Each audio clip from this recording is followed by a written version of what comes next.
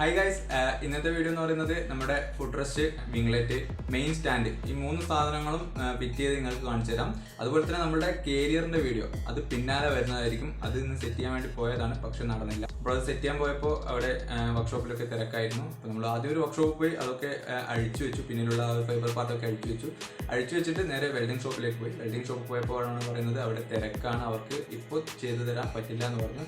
എല്ലാവരും ഒരാഴ്ചയെങ്കിലും സമയം ചോദിക്കുന്നുണ്ട്. അതുകൊണ്ട് തന്നെ നമ്മളൊരു 10-30 വർക്ക്ഷോപ്പുകളിൽ പോയി, എവിടെയും നടന്നില്ല. 6ഓളം ലെയ്ത്തുകളിൽ പോയി, ലെയ്ത്തുകളിലും തിരക്കായിരുന്നു, നടന്നില്ല. അതുകൊണ്ട് നമ്മൾ നേരെ ഇപ്പോൾ തിരിച്ച് വീട്ടിലെത്തിയിട്ടുണ്ട്. ഇപ്പോൾ ഏകദേശം സമയം 2 മണിയായിട്ടുണ്ട്. ഓക്കെ, ഇപ്പോൾ രാവിലെ 9 മണി തൊട്ട് 2 മണി വരെ നമ്മൾ ഇതിൻ്റെ പിന്നാലെ നടന്നു. സംഭവം ഒന്നും നടന്നില്ല, അത്രയും പറയാനുള്ളൂ.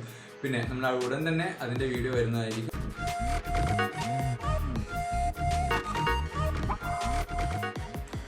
അപ്പോൾ ഗൈസ്, നമ്മൾ ആദ്യമായിട്ട് വേണ്ടത് നമ്മുടെ ഈ ഒരു ഫുഡ് റെസ്റ്റ് എടുത്തിട്ട് അതൊന്ന് സെറ്റ് ചെയ്യണം. നമ്മൾ ഷോറൂമിൽ നിന്ന് വാങ്ങിയതായതുകൊണ്ട് ഇത് പല പീസുകളായിട്ടാണ് വന്നിട്ടുള്ളത്. ആഫ്റ്റർ മാർക്കറ്റ് വാങ്ങുകയാണെങ്കിൽ ഇത് ഒരു സെറ്റായിട്ടാണ് കിട്ടുക. അങ്ങനെയാണെങ്കിൽ ഇത്തരത്തിൽ സെറ്റ് ചെയ്യേണ്ട ആവശ്യമില്ല. അപ്പോൾ നമുക്ക് സെറ്റ് ചെയ്തതിന് ശേഷം വേണം നമ്മുടെ വണ്ടിയിലേക്ക് ഇൻസ്റ്റാൾ ചെയ്യാനായിട്ട്.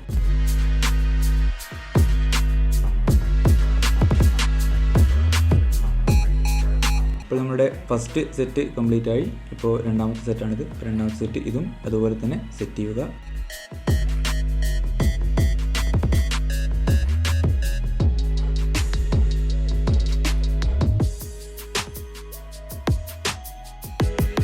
അപ്പോൾ അതിനുശേഷം നമുക്ക് നമ്മുടെ ഫുഡ് റെസ്റ്റ് അതുപോലെ തന്നെ 2 സ്പ്രിങ് അതും എടുത്തിട്ട് നമുക്ക് നമ്മുടെ വണ്ടിയുടെ അടുത്തേക്ക് പോകാം.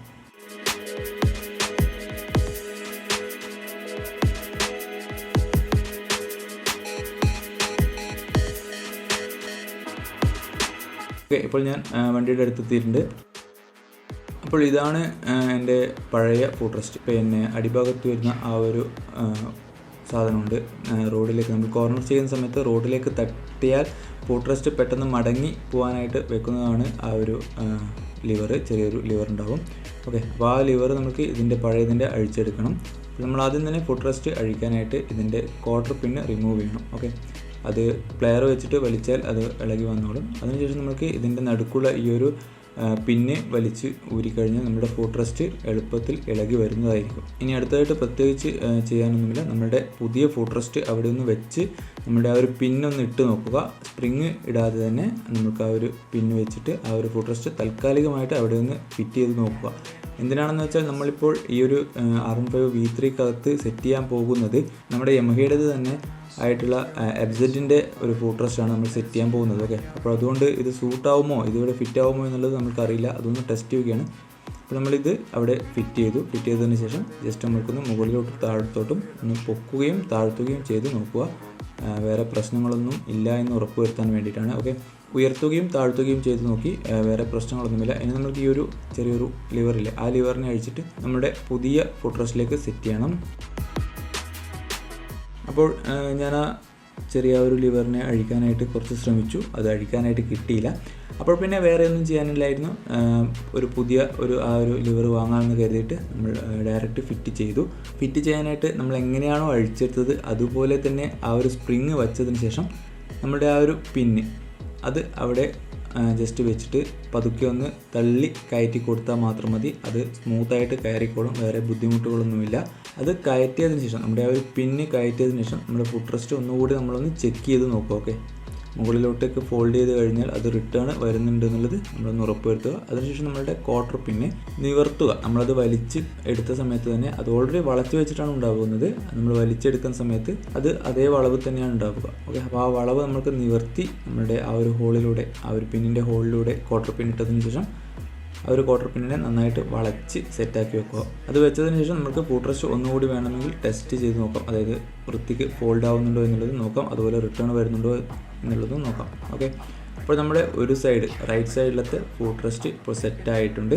നിങ്ങൾക്കിപ്പോൾ കാണാം ആദ്യം ഉണ്ടായിരുന്ന ഫുഡ് റെസ്റ്റും ഇപ്പോൾ നമ്മൾ ഫിറ്റ് ചെയ്ത ഫുഡ് റെസ്റ്റും രണ്ടും നമ്മളുടെ ഡിഫറൻസ്, രണ്ടും 2 തരത്തിലുള്ള ഫുഡ് റെസ്റ്റുകളാണ്. ഓക്കെ, ഇനി അടുത്തതായിട്ട് നമ്മളുടെ ഇപ്പോൾ നമ്മൾ റൈറ്റ് സൈഡാണ് മാറ്റിയിട്ടുള്ളത്. അടുത്തതായിട്ട് നമ്മൾക്ക് നമ്മളുടെ ലെഫ്റ്റ് സൈഡ് ഫുഡ് റെസ്റ്റ് കൂടി ഒന്ന് മാറ്റാം.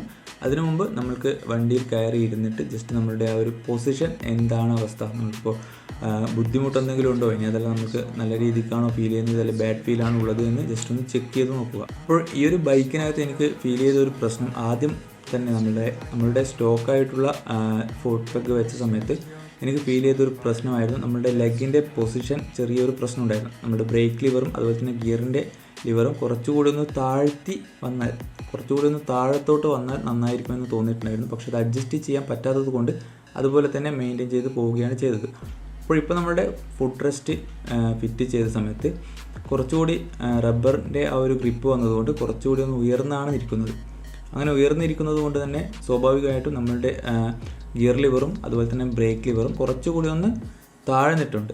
അപ്പോൾ അത്തരത്തിൽ താഴ്ന്നത് കൊണ്ട് തന്നെ നമ്മൾക്ക് ലെഗിൻ്റെ പൊസിഷനിൽ വന്ന ആ ഒരു പ്രശ്നം സോൾവ് ആയിട്ടുണ്ട്. നമ്മളിപ്പോൾ നമ്മുടെ ലെഫ്റ്റ് സൈഡിലുള്ള ഫുട്ട് റെസ്റ്റും ഫിറ്റ് ചെയ്തു. പഴയ ഫുട്ട് റെസ്റ്റിൻ്റെ ആ ഒരു പിന്ന് നമ്മൾക്ക് എളുപ്പത്തിൽ അഴിച്ചെടുക്കാൻ പറ്റിയിട്ടുണ്ട്. ഓക്കെ, അതുകൊണ്ട് നമ്മൾ ലെഫ്റ്റ് സൈഡ് ഫിറ്റ് ചെയ്യുന്നുണ്ട്. ആ ഒരു പിന്ന് റൈറ്റ് സൈഡിലേക്ക് പുതിയത് വാങ്ങാമെന്നാണ് കരുതിയിരുന്നത്.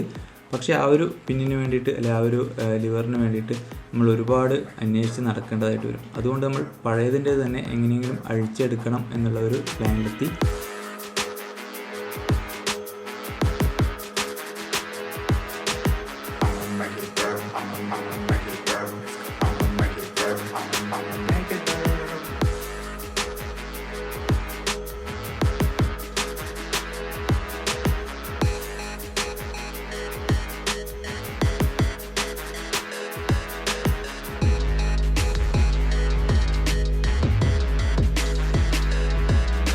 രണ്ട് സ്പ്രിങ്ങും ലെഫ്റ്റ് സൈഡിൻ്റെതാണ്.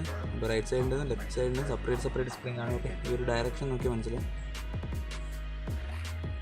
അതായത് ഇങ്ങനെ വെച്ച് കഴിഞ്ഞാൽ ഇത് രണ്ടും ഈ ഭാഗത്തേക്കല്ലേ വരുന്നത്. ഒന്ന് ഓപ്പോസിറ്റും ഒന്ന് ഈ സൈഡും വേണ്ടത്. അപ്പോൾ നമ്മൾ കിട്ടിയത് രണ്ടും ഒരു സൈഡിലേക്കാണ്. കുഴപ്പമില്ല, നമ്മൾ പഴയ സ്പ്രിങ് തന്നെ വെച്ചിട്ടുണ്ട്.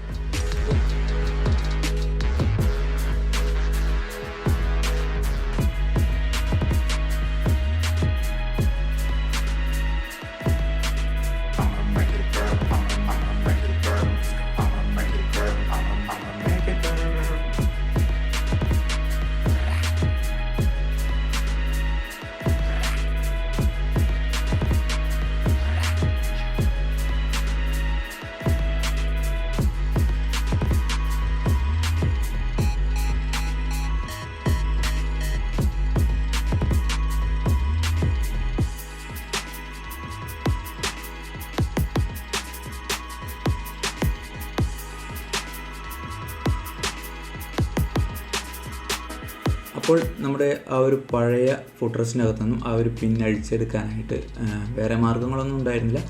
നല്ല രീതിക്ക് തന്നെ ടൈറ്റ് പിടിച്ച് അഴിക്കാനായിട്ട് ഞാൻ ശ്രമിച്ചുവെങ്കിലും നമ്മളുടെ പ്ലെയർ സ്ലിപ്പായി കളിക്കുകയാണ് ചെയ്തുകൊണ്ടിരുന്നത്. അത് അഴിച്ചെടുക്കാനായിട്ട് പറ്റിയിട്ടുണ്ടായിരുന്നില്ല. അപ്പോൾ പിന്നെ വേറെ മാർഗ്ഗമില്ലാത്തത് കൊണ്ട് നേരെ നമ്മൾ എന്ത് ചെയ്തു, ആ ഒരു ഫുട്ട് റെസ്റ്റിനെ കത്തിച്ച് ചൂടാക്കിയിട്ടാണ് അത് അഴിച്ചെടുക്കുന്നത്.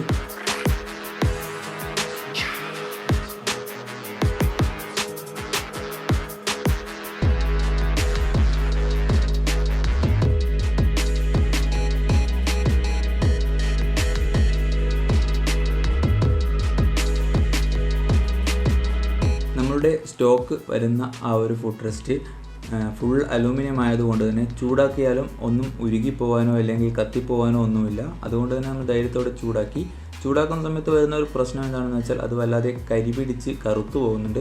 അപ്പോൾ നമ്മളത് ഉപേക്ഷിക്കേണ്ട ഒരു കണ്ടീഷനാണ്. നമ്മളിപ്പോൾ എന്തായാലും ആ പഴയ മോഡൽ ഉപയോഗിക്കുന്നില്ല, അതായത് സ്റ്റോക്ക് കണ്ടീഷനിലുള്ള ആ ഒരു ഫുട്ട് റെസ്റ്റ് ഉപയോഗിക്കുന്നില്ല എന്നുള്ളത് കൊണ്ട് ഇച്ചിരി കരി പുരണ്ടാലും കുഴപ്പമില്ല എന്നുള്ള രീതിയിലാണ് ചൂടാക്കിയിട്ടുള്ളത്. അപ്പോൾ കരി പുരളാതെ കിട്ടണമെന്നുണ്ടെങ്കിൽ നമ്മൾ ഗ്യാസ് സ്റ്റൗവിലിട്ട് ചൂടാക്കിയാൽ ഒരുപക്ഷെ ഇത്തരത്തിൽ കരി പിടിക്കാതെ നമ്മൾക്കത് അഴിച്ചെടുക്കാൻ കഴിയുന്നതായിരിക്കും. നമ്മളിത് നന്നായിട്ട് ചൂടാക്കിയപ്പോൾ എളുപ്പത്തിൽ തന്നെ ഇത് അഴിച്ചെടുക്കാനായിട്ട് സാധിച്ചു. ഓക്കെ, അപ്പോൾ നമുക്കിനി ഈ ഒരു പിന്നിനെ നമ്മളുടെ പുതിയ ഫുട്ട് റെസ്റ്റിലേക്ക് സെറ്റ് ചെയ്യാം.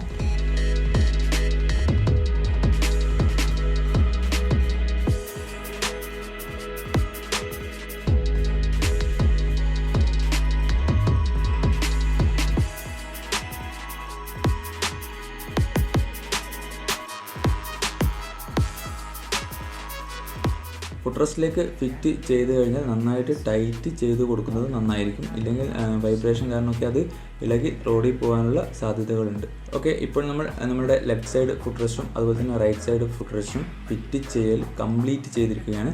നിങ്ങൾക്ക് ഇതിൻ്റെ ഒരു ലുക്ക് നിങ്ങൾക്കിപ്പോൾ കാണാം. നമുക്ക് ഈ ഒരു വീഡിയോയിൽ കാണുന്നത് പോലെയല്ല, നേരിട്ട് നല്ല രീതിക്ക് ബെറ്റർ ആയിട്ട് ഫീൽ ചെയ്യുന്നുണ്ട്. അതുപോലെ തന്നെ നമ്മുടെ സ്റ്റോക്ക് ഫുട്ട് റെസ്റ്റിനേക്കാൾ കുറച്ചുകൂടി ലെങ്ത്ത് കൂടുതലാണ് നമ്മുടെ പുതിയ ഫുട്ട് റെസ്റ്റിന്. അതുകൊണ്ട് തന്നെ കാല് വെക്കുന്ന സമയത്തൊക്കെ നല്ല രീതിക്ക് തന്നെ അത് ഫീൽ ചെയ്യുന്നുമുണ്ട്. പിന്നെ വരാനുണ്ടായിരുന്ന ഒരു പ്രശ്നം, നമ്മൾ കോർണർ ചെയ്യുന്ന സമയത്ത് ഫുട് റെസ്റ്റ് തറയിൽ തട്ടാൻ സാധ്യതയുണ്ടോ എന്നുള്ളൊരു സംശയം എനിക്കുണ്ടായിരുന്നു. പക്ഷേ ഞാൻ ടെസ്റ്റ് റൈഡ് അടിച്ചു നോക്കി, കുഴപ്പമൊന്നുമില്ല, നല്ല രീതിക്ക് തന്നെ വണ്ടി കോർണർ ചെയ്യാനൊക്കെ പറ്റുന്നുണ്ട്. അടുത്തതായിട്ട് നമുക്ക് നമ്മുടെ വിംഗ്ലെറ്റ് സെറ്റ് ചെയ്യാം. വിംഗ്ലെറ്റ് സെറ്റ് ചെയ്യുക എന്ന് പറയുന്നത് അത്ര ബുദ്ധിമുട്ടുള്ളൊരു കാര്യമൊന്നുമല്ല. ജസ്റ്റ് നമ്മളുടെ വിംഗ്ലെറ്റ് അവിടെ കറക്റ്റായിട്ട് വെച്ചതിന് ശേഷം താഴത്തു നിന്നും ഒരു സ്ക്രൂ വെച്ച് നന്നായിട്ട് ടൈറ്റ് പിടിച്ചിട്ട് കറക്കി കഴിഞ്ഞാൽ അവിടെ ഓട്ടോമാറ്റിക്കായിട്ട് തന്നെ ഒരു ഹോൾ വന്ന് നമ്മളുടെ വിംഗ്ലെറ്റ് ടൈറ്റായി നിന്നോളും.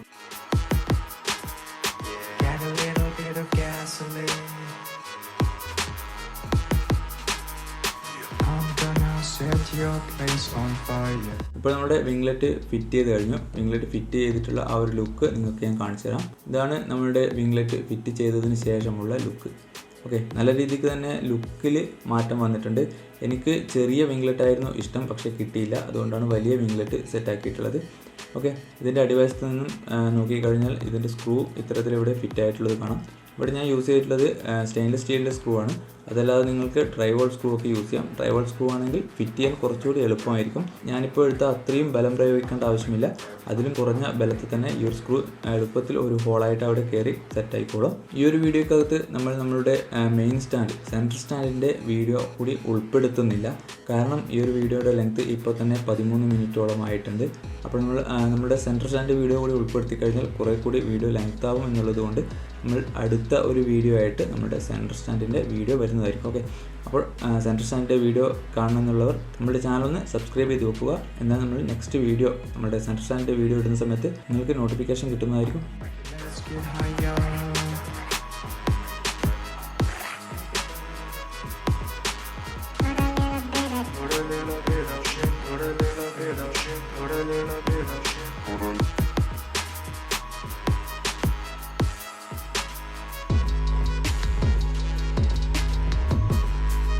ഓക്കെ ഗൈസ്, അപ്പോൾ ഇത്രയാണ് ഇന്നത്തെ വീഡിയോ.